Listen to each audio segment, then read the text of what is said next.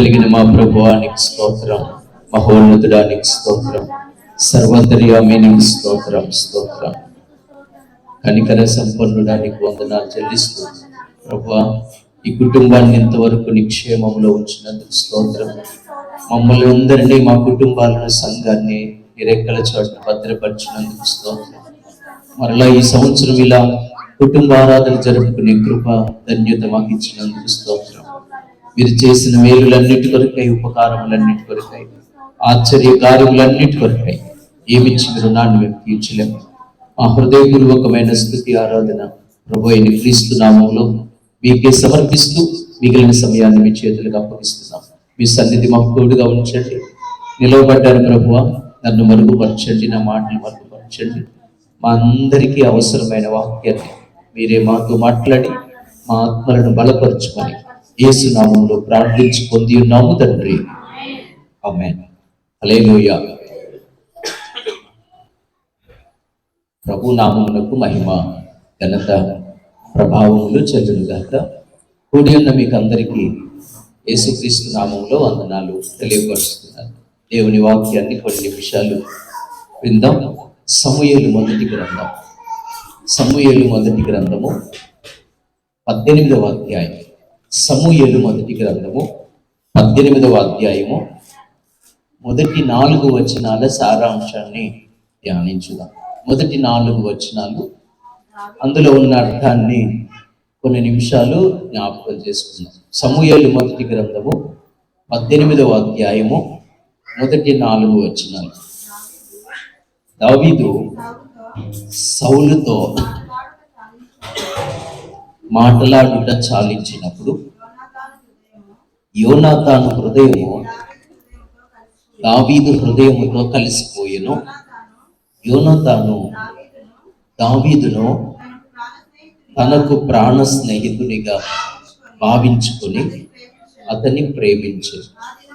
ఆ దినమున అతని తండ్రి ఇంటికి తిరిగి అతని వెళ్ళనీయక సౌలు అతనిని చేర్చుకొనెను. దావీదు తనకు ప్రాణ స్నేహితుడని భావించుకుని అతనిని ప్రేమించుచు యోనాతాను అతనితో నిబంధన చేసుకొనెను. చాలండి, కొన్ని నిమిషాలు దేవుని వాక్యాన్ని విందాం. హల్లెలూయా. ఇక్కడ 3 వ్యక్తులు మనకు కనబడుతున్నారు. 3. ఎవరెవరు? సౌలు మహారాజు, తర్వాత దావీదు, తర్వాత యోనాతాను. హల్లెలూయా. ఈ 3 స్థానంలో మనం పెట్టుకుందాం.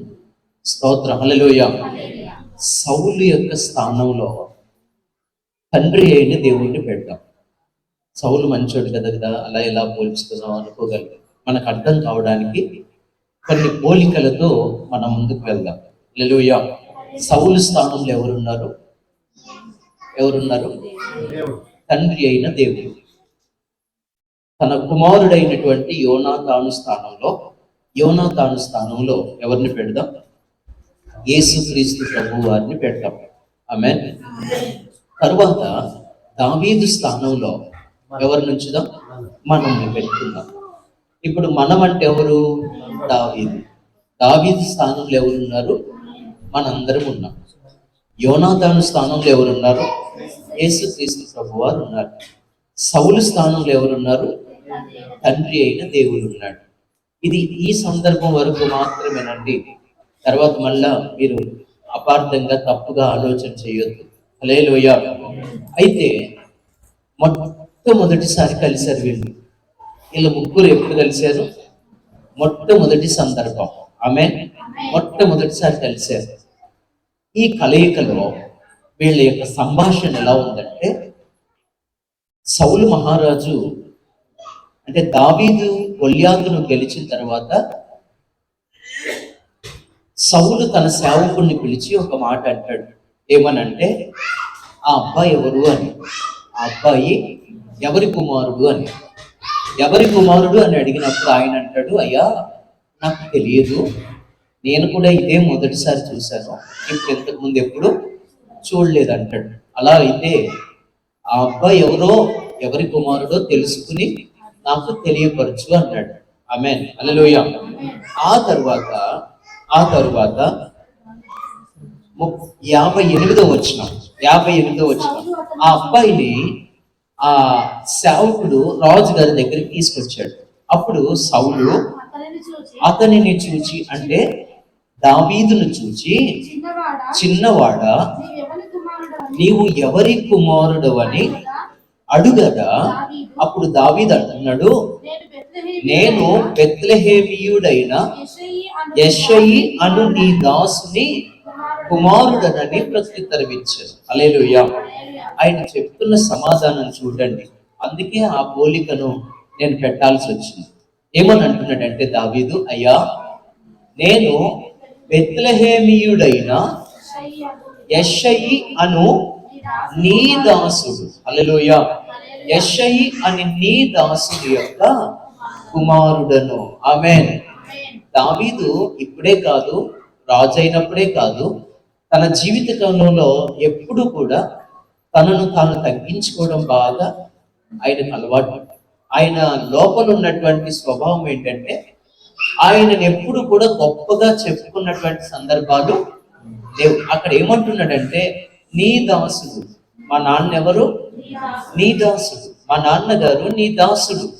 నీ దాసుని యొక్క కుమారుడును నేను. హల్లెలూయా. అలా ఇద్దరు మాట్లాడుకున్న తరువాత ఇలా సంభాషణ జరుగుతుంది. హల్లెలూయా. అక్కడ ఎవరెవరు కూర్చున్నారు? తండ్రి కూర్చున్నాడు, కుమారుడు కూర్చున్నాడు, తన సేవకుడు దావీదు కూర్చున్నాడు. హల్లెలూయా. తండ్రి, కుమారుడు, ఒక విశ్వాసి అనుకుందాం, నేను అనుకుందాం. ఇక్కడ సంభాషణ జరుగుతుంది. ఇది మొట్టమొదటి సంభాషణ. సౌలు ఇంతకు ముందే అన్నాడు దావీదును చూడలేదు. అలాగే సౌలు కుమారుడైనటువంటి యోనాతాను కూడా ఎప్పుడు కూడా దావీదును చూడలేదు. మొదటి పరిచయం, మొదటి సంభాషణ. హల్లెలూయా. అక్కడ 18వ అధ్యాయం మొదటి వచనం ఇప్పుడు చదువుదాం. దావీదు సౌలుతో మాటలాడుట చాలించినప్పుడు. హల్లెలూయా. ఎవరితో మాట్లాడుతున్నారు? సౌలు దావీదుతో మాట్లాడుతున్నాడా? దావీదు సౌలుతో మాట్లాడుతున్నాడా? ఎవరితో మాట్లాడుతున్నాడు? హల్లెలూయా. ఈ విషయాన్ని మనం గమనించాలి. దావీదట సౌలుతో మాట్లాడుతున్నాడట. ఆమేన్. సౌలు అంటే ఎవరన్నాం? తండ్రి అయిన దేవుడు. దావీదు అంటే ఎవరన్నాం? నేను అన్నాం. హల్లెలూయా. అంటే నేను, నీవు, మనందరము ఎవరితో మాట్లాడుతున్నాం? తండ్రి అయిన దేవునితో మాట్లాడుతున్నాం. ఎవరితో సంభాషణ జరుగుతుంది? తండ్రి అయిన దేవునితో సంభాషణ జరుగుతుంది. దీనిని ఏమన్నారంటే ప్రార్థన అన్నారు. అంతే కదండి. ఒక వ్యక్తి దేవునితో మాట్లాడుతున్నాడంటే దాన్ని ఏమన్నాం? ప్రార్థన అనగా అర్థం ఏంటి? దేవునితో మాట్లాడడం, దేవునితో సంభాషణ చేయడం, దానినే ప్రార్థన. హల్లెలూయా. అంటే ఇప్పుడు ప్రార్థన ఎవరు చేస్తున్నారు? ఎవరికి చేస్తున్నారు? దావీదు ప్రార్థన చేస్తున్నాడు. అంటే నేను ప్రార్థన చేస్తున్నాను, మనం ప్రార్థన చేస్తున్నాం. ఎవరికి ప్రార్థన చేస్తున్నాం? తండ్రి అయిన దేవునికి ప్రార్థన చేస్తున్నాం. హల్లెలూయా. ఇద్దరు మాట్లాడుకుంటుంటే ఎవరు వింటున్నారట? యోనాతాను వింటున్నాడు. అంటే యేసుక్రీస్తు ప్రభు వారి ప్రార్థన వింటున్నారు, ఈ సంభాషణ వింటున్నారు. హల్లెలూయా. తండ్రి, ప్రజలు తండ్రి మాట్లాడుకుంటుంటే వారి సంభాషణ విన్నాడు, వారి మాట తీరు విన్నాడు, మనం మాట్లాడే విధానం విన్నాడు. ఆమేన్. హల్లెలూయా. మనం ప్రార్థన చేస్తున్నప్పుడు ఎప్పుడూ ఒకరు గుర్తు చేసుకుంటాం కదా. ఇద్దరు దేవాలయానికి వెళ్ళారు. ఒక ఆయన నిలవబడి, ప్రభువా నేనేమి పాపం చేసినోడిని కాదు, చాలా నీతిమంతుణ్ణి, నేను చాలా మంచి మందిరానికి వెళ్తాను, వారానికి 2 సార్లు ఉపవాసం ఉంటాను, దశంభాగం కరెక్ట్ గా ఇస్తాను, ఇదిగో ఈ పక్కన ఉన్నాడే ఇంట్లో కూడా బుద్ధి లేనివాడిని కాదు అన్నట్టుగా ప్రార్థన చేశాడు. ఇంకొక ఆయన ప్రార్థన చేశాడు, ఏమని? దేవా, ఆకాశం వైపు కన్నులెత్తుటకైనను నాకు ధైర్యం సరిపోవట్లేదు, కాబట్టి పాపినైన నన్ను కరుణించు అని ప్రార్థన చేశాడు. ఎవరి ప్రార్థన ఆయన అంగీకరించాడు, ఇష్టపడ్డాడు?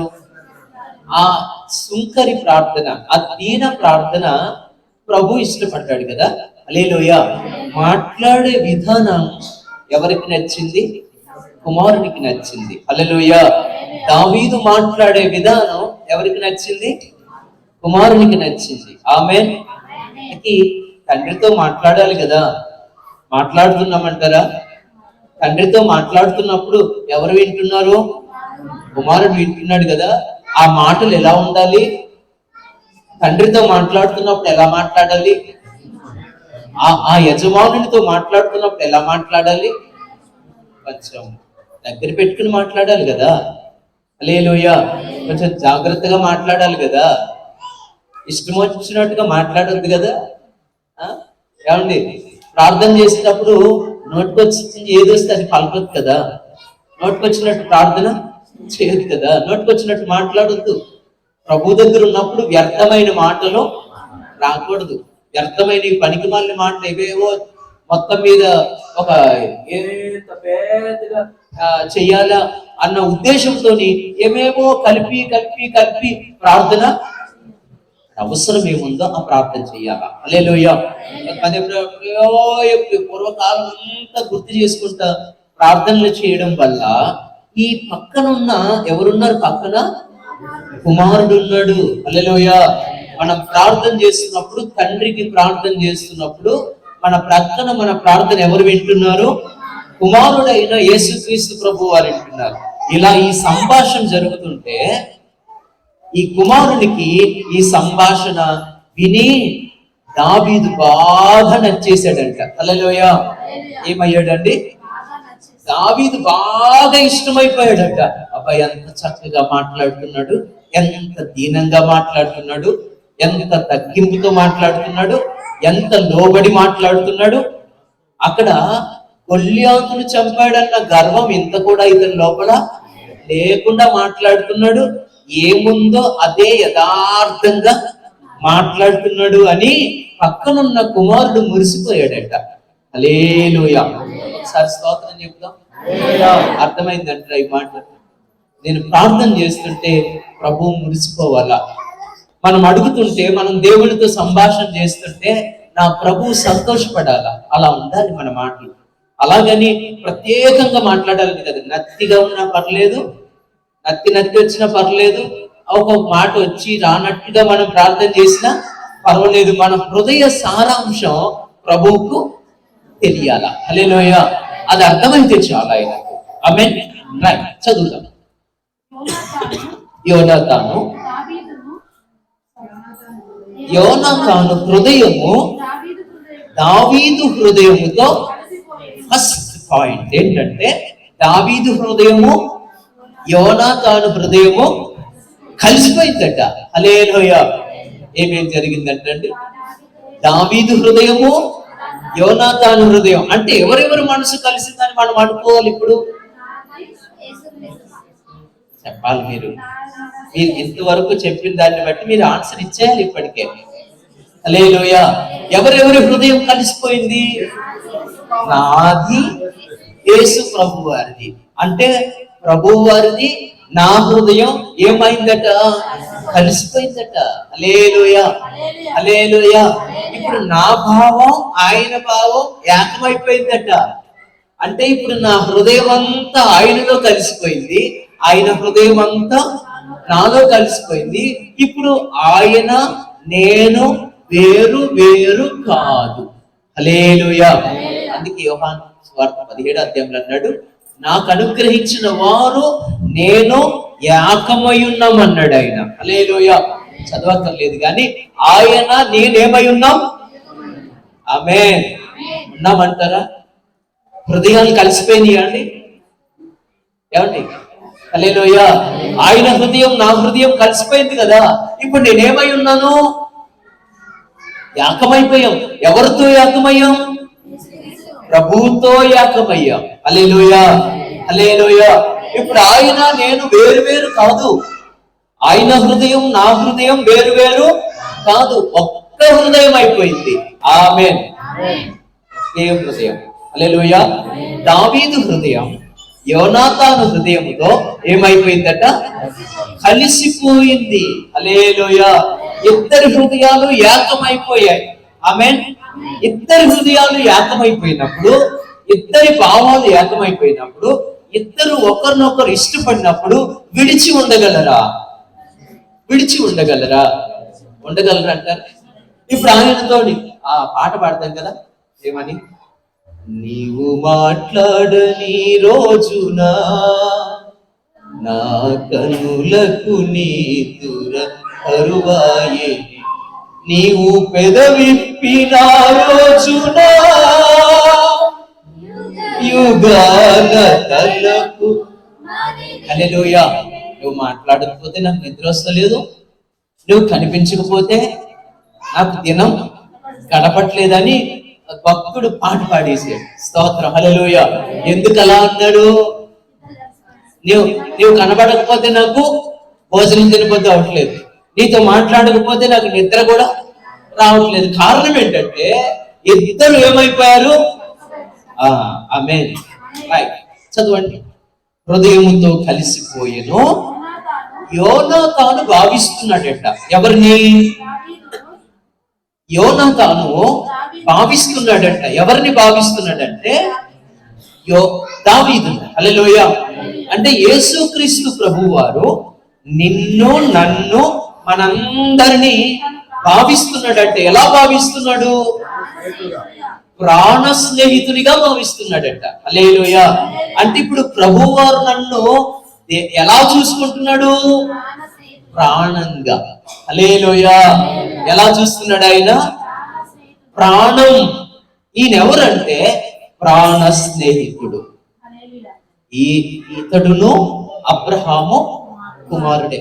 అబ్రహామును దేవుడు ఏమన్నాడంటే ఇతడు నాకు స్నేహితుడు అన్నాడు. హల్లెలూయా. నా స్నేహితుడు అన్నాడు అబ్రహాము. అంతే కదండి. ఆమేన్. హల్లెలూయా. అర్థమవుతుందంటారా? ఈ సారాంశం మీకు అర్థమవుతుందా? ఎవరెవరు? సౌలు ఎవరు అంటారు? తండ్రి. యోనాతాను ఎవరు అన్నారు? దావీదు ఎవరు అన్నారు? నేను, మనందరం. హల్లెలూయా. ఇప్పుడు యోనాతాను దావీదు మనసు ఏమైపోయిందట? హృదయం కలిసిపోయింది. అంటే మన హృదయం దేవుని హృదయం ఏమైంది? కలిసిపోయింది. హల్లెలూయా. మన భావాలు ఒక్కటే, మన ఆలోచనలు ఒక్కటే, మన మాట ఒక్కటే. ఆమేన్. మేము ఇద్దరం కాదు, ఒక్కరమై ఉన్నాం. తర్వాత యోనాతాను భావిస్తున్నాడంట. అంటే ప్రభు అయిన యేసుక్రీస్తు వారు మనల్ని దేంతో సమానంగా చూసుకుంటున్నాడు? ప్రాణంగా. హల్లెలూయా. నా ప్రాణం ఎంతో నీవంత అంటున్నాడు ఆయన. ఆమేన్. అర్థమైందండి? నా ప్రాణం ఎంతో నీవు నీ కోసం నా ప్రాణాన్ని ఇచ్చేస్తానన్నాడు. ఎవరి కోసం? దావీదు కోసమట. యోనాతానట ప్రాణం ఇవ్వడానికైనా రెడీ. హల్లెలూయా. కానీ ఒక విషయం, దావీదెవరు? ఎవరో దావీదు ఇంతకు ముందు ఎవరు తెలియదు. కానీ ఎప్పుడైతే సంభాషణ జరిగింది చూడండి, ఎప్పుడైతే మాట్లాడడం విన్నాడు చూడండి, అప్పుడు ఈయన కోసం నా ప్రాణమైన ఇచ్చేస్తాను. హల్లెలూయా.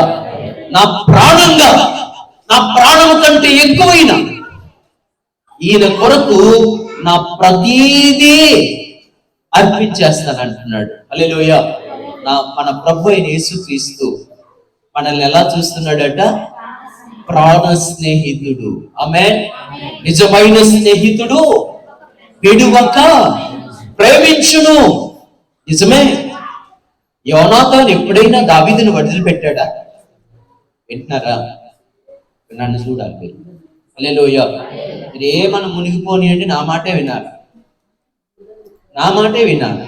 హల్లెలూయా. నా మాటే వినాలి. అంతే, ఇంకో మాట లేదు. ఎవరి మాట వినాలి? అంతే. హల్లెలూయా. నీకు ఎవరన్నా ఏమన్నా కానీ స్తోత్రం. నేను ఇప్పుడు ఏం చెప్తాం అనుకున్నాను? నిజమైన స్నేహితుడు విడువక ప్రేమిస్తాడు. నిజంగా చూడండి, దావీదును యోనాతాను ఎప్పుడైనా వదిలిపెట్టాడా? ఎప్పుడు వదిలిపెట్టలేదే. కొన్నిసార్లు శ్రమ వచ్చినప్పుడు కూడా, కష్టాలు వచ్చినప్పుడు కూడా, మరణం దగ్గరకు వచ్చినప్పుడు కూడా, ఆ మరణాన్ని తప్పించడానికి ఎవరు ప్రయత్నం చేశారు? ఒక మాట అనుకుందాం, తండ్రి అయిన దేవుడే నా పరిస్థితిని బట్టి ఒకవేళ నన్ను చంపాలని ప్రయత్నం చేస్తే కూడా కుమారుడట్టుగా వచ్చాడండి. హల్లెలూయా. యేసుక్రీస్తు ప్రభువు వారు నేను మరణించకుండా ఉండడం కోసం ఆయన ప్రాణాన్ని అడ్డుగా పెట్టేశాడు. ఆదరణ లేనప్పుడు, ధైర్యాన్ని కోల్పోతున్నప్పుడు, ఒంటరి వాడిగా ఉన్నప్పుడు దావీదు, ఆ ఒంటరి సమయంలో ఆకలితో ఉన్నప్పుడు కూడా పోషించాడు యోనాతాను. ఒంటరిగా ఉన్నప్పుడు నేనున్నాను, భయపడకన్నాడు యోనాతాను. హల్లెలూయా. ఆయనలో మన ప్రభు అయిన యేసుక్రీస్తును మనం చూస్తే ఆయన యోనాతాను కంటే ఎక్కువ ప్రేమించాడు మనల్ని. హల్లెలూయా. యోనాతాను దావీదుని ఎలా ప్రేమించాడో అంతకంటే ఎక్కువగా ఆయన మనల్ని ప్రేమించాడు. ప్రతి అడుగులో మనకు తోడుగా ఉన్నాడు, ప్రతి పరిస్థితిలో మనకు తోడుగా ఉన్నాడు. గుహల్లో, అడవుల్లో, అరణ్యంలో, ఎలాంటి పరిస్థితుల్లో, శత్రువుల మధ్యలో ఉన్నప్పుడు ఎవరు తోడుగా ఉన్నారు? యోనాతాను తోడుగా ఉన్నాడు. యోనాతాను దావీదుకు తోడుగా ఉన్నట్టుగా మన ప్రభు అయిన యేసుక్రీస్తు ప్రభు మనకు తోడుగా ఉన్నాడు. ఎందుకంటే మనల్ని ఆయన ప్రాణంగా, హల్లెలూయా, ప్రాణ స్నేహితుడు, నా స్నేహితుని కొరకు నేను ప్రాణాన్ని ఇచ్చేస్తానన్నాడు. అంతగా ప్రేమించాడండి మన ప్రభువు. హల్లెలూయా. నిజమే. ఎవరు ప్రాణం ఇస్తారు? ప్రాణం ఎవరు ఇవ్వగలరు ఒక వ్యక్తి కోసం? మనకు రోమాపత్రికలో కనబడితే ఒకవేళ మంచివాడి కోసం ఎవడైనా ఒకప్పుడు ప్రాణం ఇవ్వడానికి తెగిస్తాడేమో. ఇలాంటి దౌర్భాగ్యులైనటువంటి ప్రజల కోసం ఎవరు ప్రాణం ఇస్తారు? ఎవరు ప్రాణాన్ని అర్పిస్తారు? ఆ ప్రభువు తన ప్రాణాన్ని సంపూర్ణంగా మన కోసం దారిపోసాడు. హల్లెలూయా. ఇదంతా ఎక్కడ జరిగింది? మొదటి సంభాషణలో. హల్లెలూయా. సంభాషణ అంత స్థాయికి తీసుకొచ్చిందండి. ఆ మాట తీరు, ఆ ప్రవర్తన అంత స్థాయికి తీసుకొచ్చింది. ఈయన నా ప్రాణ స్నేహితుడు. హల్లెలూయా. ప్రాణ స్నేహితునిగా భావించుకొని అతనిని ప్రేమించాడు. ఆమేన్. దేవుడు లోకముని ఎంతో ఎవరిని ప్రేమించాడట? యోనాతాను దావీదుని ప్రేమించాడట. ఎంతగా ప్రేమించాడంటే ప్రాణంగా ప్రేమించాడట. హల్లెలూయా. ఈ రోజున యేసుక్రీస్తు ప్రభువారు మనలందరినీ ప్రేమించాడు. ఆయన మనమంటే ఆయన ప్రేమ అయి ఉన్నాడు. ఆయన ప్రేమ స్వరూపి. హల్లెలూయా. హల్లెలూయా. ఆయన ప్రేమ స్వరూపి. ఆయన మనల్ని అందరినీ ఏం చేశాడు? ప్రేమించాడు. ప్రేమిస్తూనే ఉన్నాడు. ఎంత ప్రేమించాడంటే ప్రాణము ఇచ్చేటంతగా ప్రేమించాడు. ఆమేన్. తరువాత ఆ దినమున అతని తండ్రి ఇంటికి తిరిగి అతని వెళ్ళనీయక సౌలు అతనిని చేర్చుకొనెను. దావీదు తనకు ప్రాణ స్నేహితుడని భావించుకొని అతనిని ప్రేమించుచు యోనాతాను అతనితో నిబంధన. స్తోత్రం. హల్లెలూయా. 4వ మాట, ఆయన ఏం చేశాడట? నిబంధన చేసుకున్నాడంట. ఆమేన్. అబ్రహాముతో దేవుడు ఏం చేశాడు? ఒక నిబంధన చేశాడు ఆయన. హల్లెలూయా. యాకోబుతో ఏం చేశాడు ఆయన? నిబంధన చేశాడు. దావీదుతో ఏం చేశాడు ఆయన? నిబంధన. ఆమేన్. దానిని ఏమంటారంటే ఎంగేజ్మెంట్ అంటారు కదా. ఎంగేజ్మెంట్, నిబంధన. హల్లెలూయా. అంటే ఇక మీదట నీవు నా వాడవు, నేను అంతే. నిబంధన చేసుకున్నాడట. ఒకటి ఏం చేశాడట? రెండు హృదయాలు కలిసిపోయాయి, మొదటి మాట. రెండవ మాట, ప్రాణ స్నేహితులైపోయారు, ప్రాణం ఇచ్చేటంతగా. మూడవ మాట, దావీదుని యోనాతాను ప్రేమించాడు. హల్లెలూయా. ప్రేమించాడు కనుకనే ఇక్కడ ఉన్నాం. ఆయన ప్రేమించకపోతే ఈ రోజున ఈ స్థితి మనకు. ప్రభు ఏ లోపము లేకుండా ప్రేమించాడు మనల్ని. ఎలా ప్రేమించాడు? ఎలాంటి లోపము లేకుండా ప్రేమించాడు. తర్వాత నాలుగవ మాట, హృదయం కలవడం మాత్రమే కాదు, ప్రాణంగా ప్రేమించడం మాత్రమే కాదు, తర్వాత ప్రేమించడమే కాదు, మనతో ఆయన ఏం చేశాడట? నిబంధన చేశాడట. హల్లెలూయా. ఏం నిబంధన చేశాడు? అబ్రహాము ఒక నిబంధన చేశాడు. ఏమని చేశాడండి? అబ్రహాము ఒక నిబంధన చేశాడు. ఏమని? నీవు ఎక్కడికి వెళ్ళినా నేను నీకు తోడుగా ఉంటాను, నిన్ను ఆశీర్వదిస్తాను, నీ సంతానాన్ని దీవిస్తాను. నీవు ఎవరిని దీవిస్తే వారు దీవించబడతారు, ఎవరిని శపిస్తే వాళ్ళు శపించబడతారు. ఆకాశ రేణువుల వలె, నక్షత్రముల వలె, ఇసుక రేణువుల వలె నీ సంతానాన్ని నేను, అంత మాత్రమే కాదు కానీ నేను నిన్ను విడిచిపెట్టను. ఇదేమిటంట? నిబంధన. హల్లెలూయా. యాకోబుతో నిబంధన చేశాడేమోనంటే, నీవు ఎలాగైతే వెళ్తున్నావో, ఏ స్థితిలో అయితే వెళ్తున్నావో, మరలా అలాగే నిన్ను నీ తండ్రి దగ్గరికి తీసుకుని వస్తాను. ఇప్పుడు పారిపోతున్నావు కానీ ఆ తరువాత ధైర్యముతో దీవించబడి మరలా ఇక్కడికి తిరిగి వస్తావు. నిబంధన చేస్తున్నాను అన్నాడు ఆయన. హల్లెలూయా, హల్లెలూయా.